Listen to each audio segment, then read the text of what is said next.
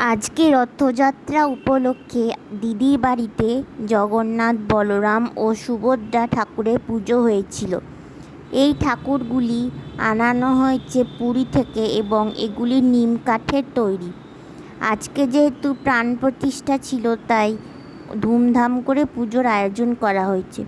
প্রচুর লোক নেমন্তন্ন ছিল আর 56 রকমের ভোগ প্রভুদের জন্য রান্না করা হয়েছিল। আমরা সবাই মিলে মিশে রান্নাগুলো করেছিলাম এবং সারাদিন পুজোর মধ্যে দিয়ে খুব আনন্দে দিন কেটেছে।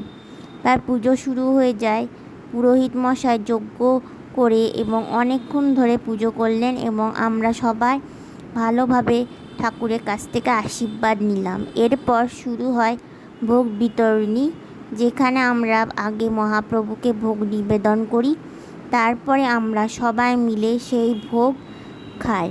এইভাবে আমাদের আজকে সারাটা দিন খুব আনন্দে কেটেছিল।